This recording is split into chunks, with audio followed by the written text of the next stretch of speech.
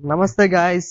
ಇವತ್ತಿನ ನ್ಯೂಸ್ ಏನಪ್ಪಾ ಅಂತಂದ್ರೆ ಇವಾಗ ನೋಡ್ಬೋದು, ವಿನೋದ್ ಪ್ರಭಾಕರ್ ಸರ್ ಆಯ್ತು, ವಿಜಯಲಕ್ಷ್ಮಿ ಮೇಡಮ್ ಆಯ್ತು, ಇನ್ನೊಬ್ರು ಮಂಗಳಮುಖಿ ಅಂತವ್ರು ಇವತ್ತು ದರ್ಶನ್ ಸರ್ ಅವ್ರನ್ನ ಪರಪ್ಪನ ಅಗ್ರಹಾರ ಜೈಲಿನಲ್ಲಿ ಇಟ್ಟಿದ್ರ ಕಾರಣ ಅವರನ್ನ ಭೇಟಿ ಹಾಕಿ ಹೋದ ಟೈಮ್ ಅಲ್ಲಿ ಪೊಲೀಸರು ಕೂಡ ಅವ್ರಿಗೂ ಕೂಡ ಏನು ನೋಡೋದಕ್ಕೆ ಅವಕಾಶ ಮಾಡಿ ಕೊಡಾತಾ ಇಲ್ಲ.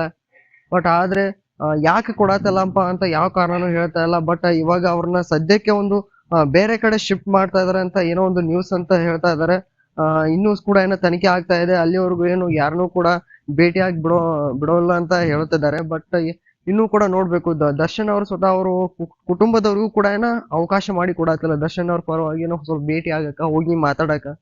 ಬಟ್ ಯಾವ ಕಾರಣಕ್ಕೆ ಅಂತ ಗೊತ್ತಿಲ್ಲ.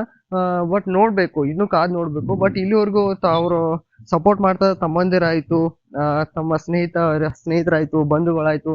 ಯಾಕಂದ್ರೆ ಕೆಲವೊಂದ್ ಟೈಮ್ ಅಲ್ಲಿ ದರ್ಶನ್ ಅವರು ಪ್ರಮೋಷನ್ ವಿಚಾರದಲ್ಲಾಗ್ಲಿ, ಟ್ರೇಲರ್ ಲಾಂಚ್ ಅಲ್ಲಾಗ್ಲಿ ಪ್ರತಿಯೊಬ್ಬರಿಗೂ ಈಗಿಂತ ಈಗ ಇದ್ದಂತಹ ನಟ ನಟಿಯರು ಕೂಡ ಏನೋ ಸಪೋರ್ಟ್ ಮಾಡಿದಾರೆ. ಬಟ್ ಅವರು ಕರೆಸೋತಿದ್ದಂತ ತಮ್ಮಂದಿರು ಸಹ ಕೆಲವರು ಇನ್ನೂ ಅವ್ರ ಬಗ್ಗೆ ಏನು ಮಾತಾಡಿಲ್ಲ, ಅವ್ರನ್ನ ಭೇಟಿಯೂ ಸಹ ಆಗಿಲ್ಲ, ಅವ್ರ ಬಗ್ಗೆ ಏನೋ ಒಂದು ಮಾತು ಸಹ ಆಡ್ತಾ ಇಲ್ಲ. ಬಟ್ ಅವರ ಇನ್ನೊಬ್ರು ಸ್ನೇಹಿತರಂತ ಮರಿ ಟೈಗರ್ ಅಂತ ಏನು ಕರ್ಸೋತಾರಲ್ಲ, ವಿನೋದ್ ಪ್ರಭಾಕರ್ ಸರ್ ಆಯ್ತು, ಸ್ವತಃ ಅವರು ಖುದ್ದಾಗಿ ಅವ್ರನ್ನ ಭೇಟಿ ಆಗ್ಲು ಬಂದಾಗ ಪೊಲೀಸರು ಸಹ ಏನೋ ಸಹಕರಿಸದೆ ಇಲ್ಲ, ಅವ್ರನ್ನ ಭೇಟಿ ಆಗಕ್ ಸಾಧ್ಯ ಇಲ್ಲ ಅಂತ ಏನು ಹೇಳಿ ವಾಪಸ್ ಕಳಿಸ್ತಾ ಇದಾರಂತ.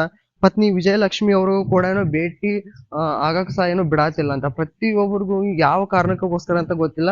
ಆದ್ರೆ ಅವ್ರನ್ನ ನೋಡೋದಕ್ಕೆ ಅಂತ ಬಂದಂತ ಟೈಮಲ್ಲೂ ಸಹ ಏನೋ ಪ್ರತಿಯೊಬ್ಬರಿಗೂ ಯಾರಿಗೂ ಅವಕಾಶ ಮಾಡಿ ಕೊಡಾತಿಲ್ಲ ಪೊಲೀಸರು.